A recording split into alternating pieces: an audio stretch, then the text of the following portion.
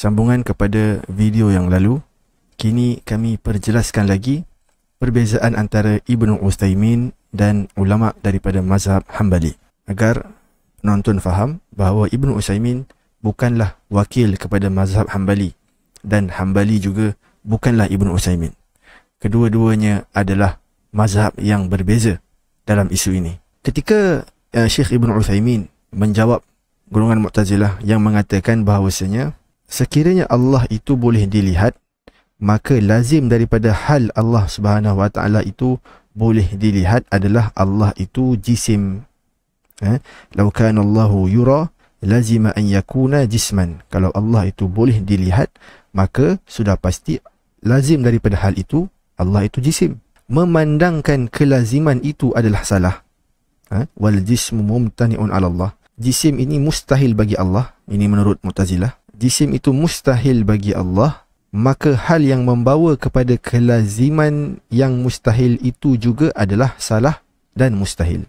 Mu'tazilah kata sekiranya Allah boleh dilihat, maka Allah itu jisim. Hal keadaan Allah itu jisim adalah salah, adalah mustahil atas Allah Subhanahu Wa Taala, maka hal yang membawa kepada Tuhan itu jisim juga adalah mustahil, maka melihat Allah juga adalah mustahil menurut Mu'tazilah. Sekiranya Allah boleh dilihat, maka Allah itu jisim. Memandangkan Allah itu bukan jisim, maka Allah Ta'ala tidak boleh dilihat menurut Mu'tazilah. Lalu Syekh Ibn Utsaimin menjawab kenyataan golongan Mu'tazilah ini. Kata Syekh Ibn Utsaimin, sekiranya percaya kepada melihat Allah itu melazimkan Allah itu jisim. Mu'tazilah kata kalau melihat Allah, lazim Allah jisim. Jisim mustahil, maka Allah tak boleh lihat. Syekh Ibn Utsaimin kata kalaulah melihat Allah itu melazimkan jisim, falyakun kadzalik, maka tiada masalah. Tiada masalah pada kelaziman itu. Tiada permasalahan bagi kelaziman yang disebutkan oleh Mu'tazilah antara boleh dilihat dan Tuhan jisim. Antara boleh dilihat dan Tuhan jisim. Kata Syekh Ibn Utsaimin, falyakun kadzalik. Tak ada masalah. Jisim pun jisim lah, kata Syekh Ibn Utsaimin. Lakinnana na'lamu ilmal yaqin, tetapi kita tahu dengan ilmu yang pasti dan yakin, annahu, bahawasanya jisim Allah itu la yumathilu ajsamal makhluqin. Jisim Allah Subhanahu Wa Taala itu tidak sama dengan segala jisim. Ini yang disebutkan oleh Ibnu Utsaimin. Oleh itu, istilah jisim, istilah lihat, istilah lazim, istilah melazimi, melazimkan, kelaziman, ini adalah perkataan yang membawa kepada makna yang sama digunakan oleh Ibnu Utsaimin untuk menjawab Mu'tazilah. Yura, ru'yah, lazima, yalzam, jisman, jisman. Ini konteks yang sama, istilah yang sama, makna yang sama. Sekiranya penggunaan istilah beliau berbeza daripada Mu'tazilah, maka beliau seharusnya menjelaskan dahulu maksud penggunaan istilahnya berdasarkan perkamusan dan penggunaan istilah dalam ilmu akidah. Kerana Syekh Ibn Utsaimin tidak boleh mereka-reka istilah baru. Jadi Syekh Ibn Utsaimin di sini faham akan hal yang disebutkan oleh Mu'tazilah itu.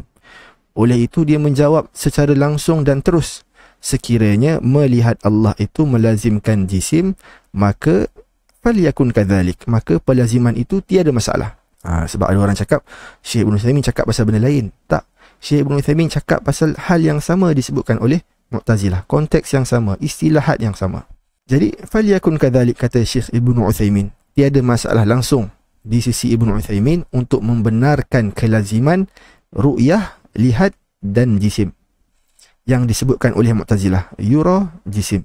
Percaya dan i'tiqad pada makna bahawa Allah itu jisim, tiada masalah. Kerana kelaziman bagi kebenaran adalah benar. Kelaziman kepada perkara yang benar adalah benar. Sekiranya melihat Allah itu melazimkan jisim dan melihat Allah ini betul, maka hal yang lazim daripada melihat Allah itu, iaitu Allah jisim, betul. Mu'tazilah kata sekiranya Allah boleh dilihat, melazimkan Allah itu jisim, dan melazimkan Allah jisim ini mustahil, maka Allah boleh melihat pun mustahil, tak boleh. Ibn Utsaimin kata kalau Allah boleh dilihat, melazimkan Allah jisim, boleh, maka jadilah. Falyakun kadzalik, tak ada masalah untuk mengatakan Allah itu jisim. Ini dari sudut makna. membenarkan, mempercayai, beriktikad bahawa Allah itu jisim yang tidak sama dengan segala jisim. Setelah Syekh Ibn Uthaymin membenarkan kelaziman Mu'tazilah itu, Mu'tazilah kata sekiranya Allah boleh dilihat maka jisim. Jadi Mu'tazilah cancel terus, Tuhan bukan jisim maka tak boleh dilihat. Syekh Ibn Uthaymin kata sekiranya lazim Tuhan boleh dilihat itu jisim, maka jisimlah. Jadi Tuhan boleh dilihat dan Tuhan jisim menurut Syekh Ibn Uthaymin. Setelah beliau membenarkan kelaziman Mu'tazilah ini, beliau membenarkan kelaziman ru'yah dengan jisim ini, beliau menafikan persamaan jisim Allah dengan jisim segala makhluk dengan berkata, lakinana na'lamu ilmal yaqin annahu la yumathilu ajsamal makhluqin. Tetapi dia, Allah, tidak sama dengan jisim makhluk. Jisim Allah tidak sama dengan jisim makhluk. Allah dinafikan persamaannya dengan jisim segala makhluk. Dekat sini dia kata Allah, annahu Allah tidak sama dengan jisim makhluk. Maka jelas dalam konteks ini Ibn Uthaymin merujuk kepada kelaziman jisim itu pada Allah, bahawa dia, iaitu Allah, tidak menyerupai segala jisim. Yakni bahawa Allah yang jisim itu, falyakun kadzalik, sekiranya lazim daripada ru'yah itu Allah jisim, maka jisimlah. Dan kita tahu bahawa Allah yang jisim itu la yumathilu ajsamal makhluqin, tidak sama jisim dengan jisim makhluk. Ada golongan Wahabi ni kata dalam teks ini Ibn Uthaymin tak kata pun Allah jisim. Ibn Uthaymin hanya kata annahu, bahawasanya Allah tidak menyamai jisim makhluk. Tapi sebelum ni Syekh Ibn Uthaymin sebut Allah itu kalau boleh dilihat dia jisim, dan okey, tak ada masalah, jisimlah. Tapi kita tahu secara pasti dan yakin bahawa jisim Allah itu tidak sama dengan jisim makhluk. Kita kena baca dengan konteks yang betul. Ini adalah pada dataran makna dan percaya dalam hati, bukan pada hukum menyebut pada mulut Allah itu jisim ke bukan jisim. Ini pada dataran mengatakan Allah itu pada maknanya, dari sudut maknanya begitulah, jisimlah. Kalau boleh dilihat Tuhan jisim, maka jisimlah, kata Syekh Ibn Uthaymin. Dari sudut makna begitu. Adapun dari sudut sebut Allah itu jisim, Allah itu bukan jisim, sebut dekat mulut, itu pada perbahasan yang lain. Beliau, Syekh Ibn Uthaymin, seterusnya berkata, ala annal qawla bil jismi nafyan aw ithbatan, mengatakan, menyebut dengan mulut bahawasanya Allah itu jisim secara nafi atau isbat, Allah itu jisim atau bukan jisim, jisim atau bukan jisim, berkata sedemikian, mimma ahdathahul mutakallimun, adalah perkara baharu yang direka-reka oleh golongan mutakallimin, ahli kalam lah. Walaysa fil kitab wa sunnati itsbatuhu wala nafihu, tidak ada dalam Quran sunnah mengatakan Tuhan jisim atau bukan jisim. Dua-dua tak boleh kata. Kata Tuhan jisim tak boleh, kata Tuhan bukan jisim pun tak boleh. Kata dengan mulut, tapi pada maknanya falyakun kadzalik, tak ada masalah pun. Tuhan itu keadaan jisim tak ada masalah. Tapi nak kata dekat mulut kita Tuhan jisim bukan jisim, itu perbahasan lain. Tapi maknanya boleh, kata menurut perkataan Syekh Ibn Uthaymin sendiri. Jadi nas tidak menyebut tentang kejisiman Tuhan secara isbat atau nafi. Oleh itu tak boleh disebutkan Tuhan itu jisim secara isbat atau nafi. Tak boleh sebut, tak boleh sebut saja.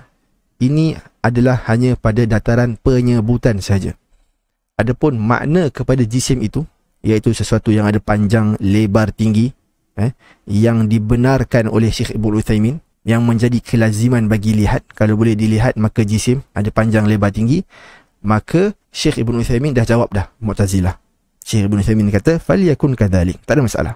Kalau Tuhan itu akan melazimi melihat, Tuhan itu ada makna kejisiman, panjang, lebar, tinggi, bertempat dan selain-lainnya, maka falyakun kadzalik, tak ada masalah. Adapun sebut, maka tak boleh. Tak ada dalam Quran, tak ada dalam hadis sebut Tuhan itu jisim atau tidak, isbat atau nafi, tidak ada dalam Al-Quran dan perkara baharu oleh ahli kalam, kata Syekh Ibn Uthaymin. Jadi ini adalah perkataan Syekh Ibn Uthaymin. Sekarang kita boleh bertanya, berhak bertanya, perlu bertanya, apakah pula pendapat ulama Hanabilah dalam isu ini? Benarkah menyebut Allah Ta'ala itu jisim secara nafi atau isbat adalah dilarang kerana tidak ada nas Quran hadis? Ini dakwaan. Ini dakwaan Ibn Uthaymin.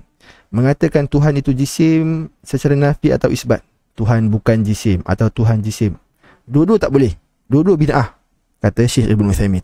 Jadi kita lihat apakah pendapat stand ulama ahlul athar, ahlul hadis, Hanabilah dalam isu mengisbat atau menafikan Allah itu jisim. Adakah menafikan kekurangan pada Allah memerlukan nas secara spesifik dan harfi daripada Quran dan Sunnah untuk diisbat atau dinafikan kepada Allah? Kita juga berhak bertanya, adakah perlu kepada nas secara harfi untuk menafikan Allah lapar, dahaga, bernafsu, pening kepala, buang air, luka, berdarah, berwarna-warni, berbau, berdaging, bertulang, berjanggut, berbulu, batuk, selselma, demam, berpeluh, sejuk, panas, lenguh, geli dan selainnya? Adakah ini semua perlu ada nas untuk kita nafi atau isbatkan bagi Allah Subhanahu Wa Taala? Adakah kita memerlukan nas secara harfi dan spesifik untuk menafikan segala kekurangan tersebut, atau kita boleh menafikannya secara yakin kerana ia adalah sifat kekurangan yang tersuci Allah daripadanya? Jadi pada penonton boleh jawab sendirilah. Allah berbulu ke tak?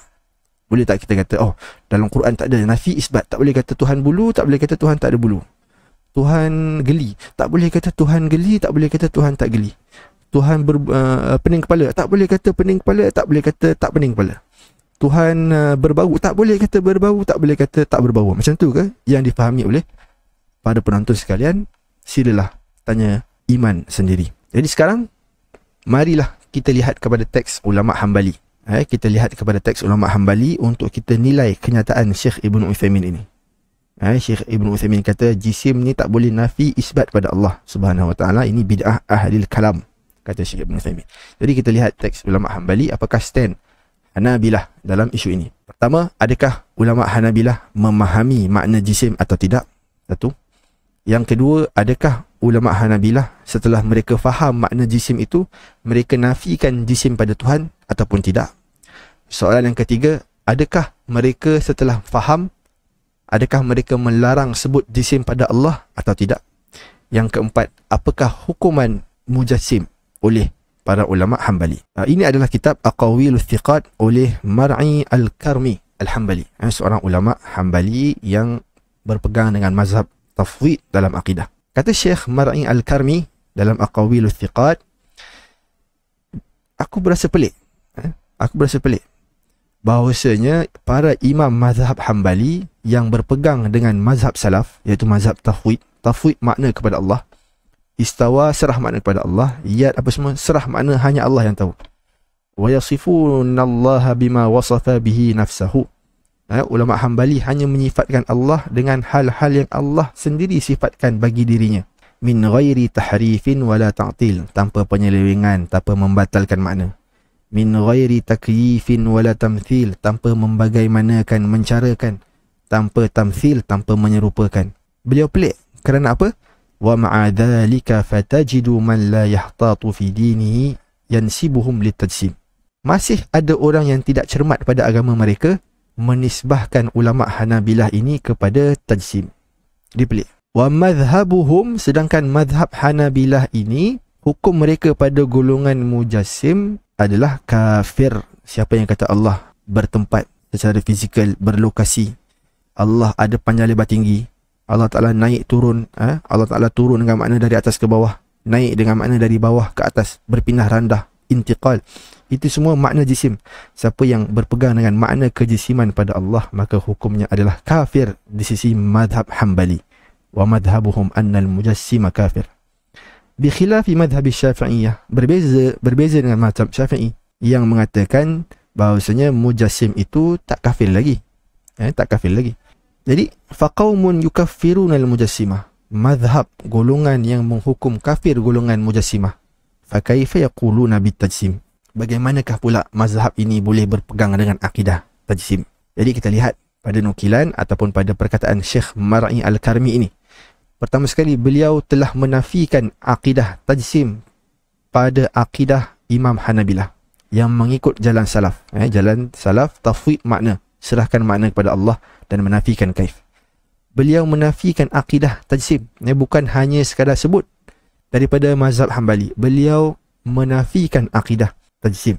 Beliau kata masih ada orang yang menyifatkan ulama Hanabilah dengan tajsim. Maknanya di sini beliau mengingkari Hanabilah bukan pegang dengan tajsim, dan mazhab Hambali mujassim itu kafir.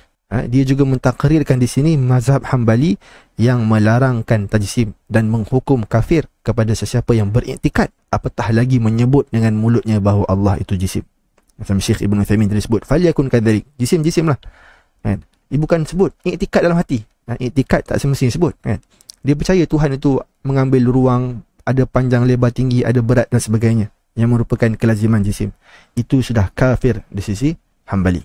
Jadi apabila Hanabilah menjatuhkan hukuman yang berat ini, hukuman kafir kepada orang yang berkata Allah itu jisim, maka sudah tentulah istilah jisim, istilah mujassim, istilah mujassimah adalah istilah yang jelas dan difahami maknanya oleh ulama Hambali. Ulama Hambali faham makna jisim ni. Setelah mereka fahamlah, mereka hukumkan hukuman yang berat ini kepada golongan mujassim. Sekiranya dia, Mar'i Al-Karmi dan mazhab Hambali tidak faham makna jisim, makna tajsim, makna mujassim, makna mujassimah, maka mereka tidak boleh sewenang-wenang mengatakan akidah tajsim ini adalah kufur. Jadi ulama Hambali yang pertama, Mar'i Al-Karmi faham maksud jisim. Setelah faham, mereka menafikan jisim daripada Allah. Mereka mengkafirkan pula orang yang mengatakan Tuhan itu jisim. Tapi kalau Syekh Ibn Uthaymin, jisim lah satu. Syekh Ibn Uthaymin pula kata tak boleh nak kata Tuhan jisim atau bukan jisim. Ini bid'ah ahli kalam. Sedangkan ulama Hanabilah menafikan sekeras-kerasnya jisim pada Allah dan mengkafirkan golongan mujassimah.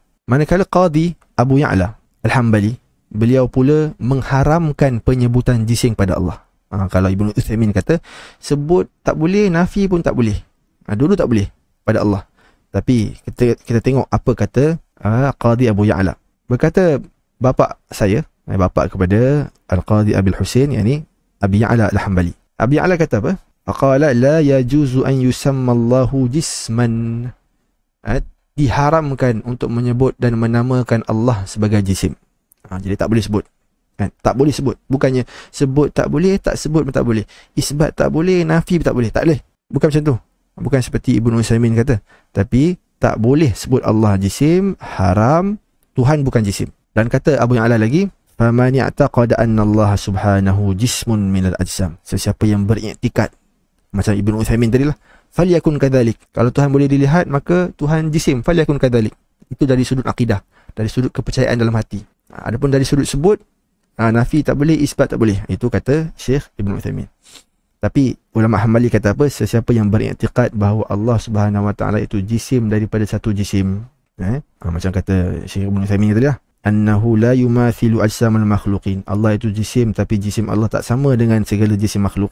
Kata Abu Ya'la Al-Hambali, siapa yang beriktikad Tuhan itu jisim daripada segala jisim, wa a'tahu haqiqatal jismi, dan memberikan kepada Allah itu makna hakikat jisim walaupun tak sebut dekat mulut secara harfi, itsbatan wa nafian. Apakah makna jisim itu? Minat ta'lif, bersusun-susun, wal intiqal, berpindah randah. Apakah hukum dia? Fahuwa kafir.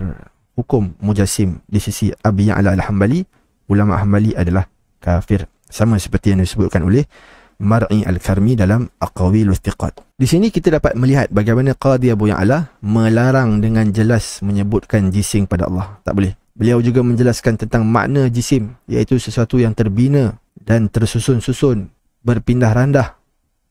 Beliau juga memahami makna jisim. Apa jisim? Ta'lif wal intiqal. Dan melarang penggunaan perkataan itu pada Allah. Haram. Tak boleh sebut Allah jisim. Dinafikan. Bukannya seperti kata Ibn Uthaymin, nafi tak boleh, isbat tak boleh. Ulama Hambali nafikan, bahkan mengkafirkan orang yang mengatakan Tuhan jisim.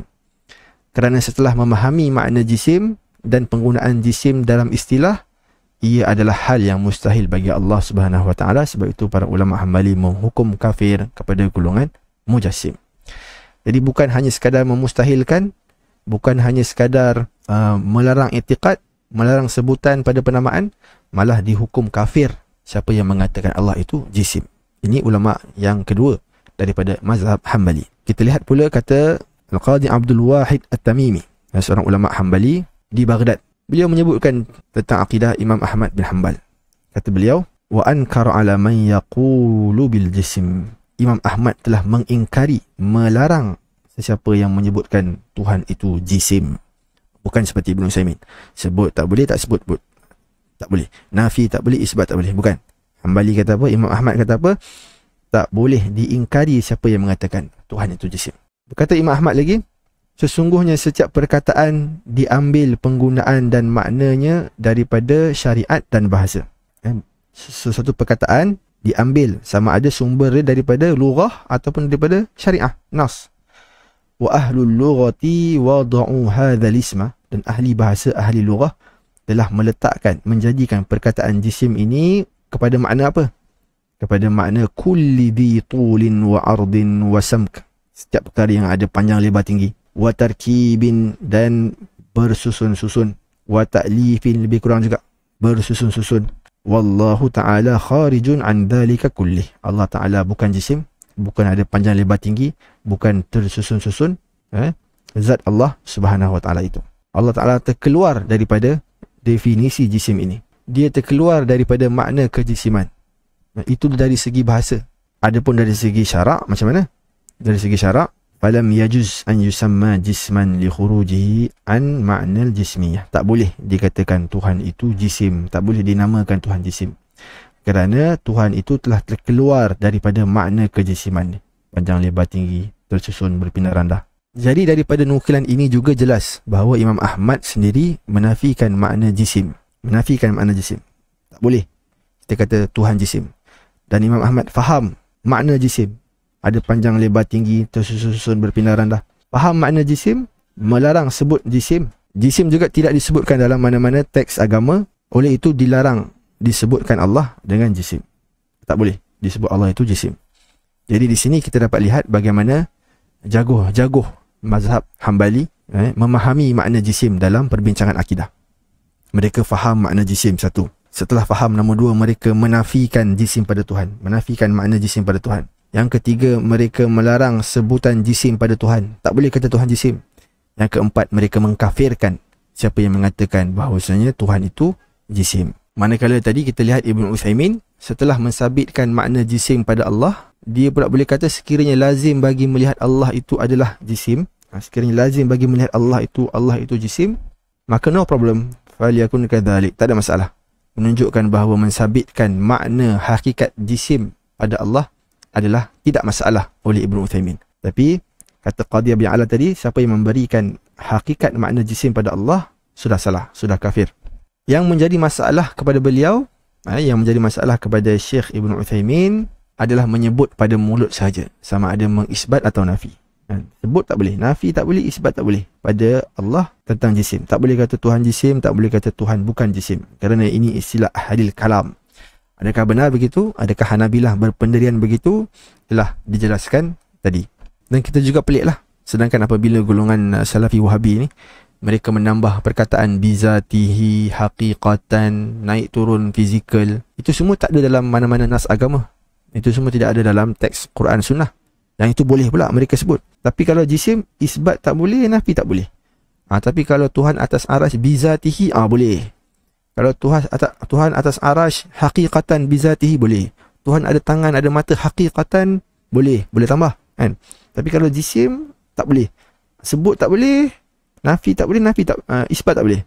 Tapi kalau apa yang kena dengan akidah dia orang, sebut je, tak ada masalah. Tapi kalau apa yang tak kena dengan akidah dia orang, lain pula pertimbangan mereka. Jadi kita pelik apabila mereka mengatakan istawa, iyad, ain, nuzul dan lain-lain daripada hal sifat mempunyai makna yang maklum. Tetapi apabila sampai kepada penafian Allah sebagai jisim, mereka tidak faham pula istilah tajsim dan memecah-mecahkan istilah itu kepada beberapa makna. Kan? Jisim dengan makna ini, jisim dengan makna itu, jisim dengan makna ini. Akhirnya tidak menafikan langsung Allah itu jisim, meskipun hanya melarang sebut di mulut saja secara nafi atau isbat. Jadi kita pelik juga apabila Ibn Uthaymin memerlukan dalil yang spesifik dan harfi untuk menafikan Tuhan jisim, tetapi dia tidak mempunyai satu sandaran dalil pun untuk mengatakan bahawa tangan, mata, muka Allah itu adalah haqiqatan bizatihi dan fizikal hissi. Dia kata boleh, orang lain kata tak boleh. Sedangkan tiada satu nas langsung yang mengatakan tangan, mata Tuhan ni adalah haqiqatan ataupun bizatihi ataupun hissi, seperti yang Ibn Uthaymin sebut dan telah kami bacakan kepada para penonton sebelum ini. Dan kita akhiri dengan penulisan Ibn Hazm. Kata Ibn Hazm dalam Al-Faslu fil Milali wal ahwa'i wan nihal. Kata Ibn Hazm, wa amma lafzatu jismin fa innaha fil lughah. Adapun lafaz jisim, maka lafaz jisim dari segi bahasa Arab adalah ibaratun anit tawil al-arid al-amiq, yang ada panjang, lebar, tinggi ataupun dalam. Ini makna jisim dalam bahasa. Al-muhtamilu lil qismati, yang boleh dipecah-pecah, dibahagi-bahagi, dipotong-potongkan. Dzil jihati sit, dia ada arah yang 6, yang fizikal, atas, bawah, depan, belakang, kanan, kiri. Kata beliau lagi, faman arada an yuqi'a syai'an minha ala ghairi mawdu'iha. Jadi sesiapa yang hendak menggunakan istilah jisim ini pada penggunaan yang terkeluar daripada maknanya, dia guna istilah jisim tapi maksud jisim, sekiranya maksud jisim begini, jisim maksud dia Tuhan itu ada zat. Jisim ni maknanya zat. Jadi Allah itu ada zat, Allah itu jisim. Dia reka-reka sendiri istilah yang tidak ada dalam bahasa Arab. Jadi apakah yang disifatkan oleh Ibn Hazm pada orang sebegini? Bahawa majnunun waqah, ini adalah orang gila yang tak erti malu. Wahwa kaman arada an yusammal haqqa batil. Dia ini umpama orang yang hendak menamakan kebenaran dengan kebatilan. Hak itu kita tukar nama dia batil. Jadi kita kata sekiranya dikehendaki dengan batil ini hak, maka batil. Boleh kita kata hak itu batil. Kan dah miring sikit tu. Wal batilu haqqan, seperti orang yang hendak menamakan perkara yang batil itu dengan hak, dengan kebenaran. Wa arada an yusamma adh-dhahaba khashaban. Dia itu ibarat orang yang hendak menamakan emas itu dengan kayu. Ada emas depan dia, dia kata, oh ini kayu. Tak, maksud saya dengan kayu adalah emas. Jadi setiap benda yang emas saya panggil kayu. Dia reka-reka istilah sendiri.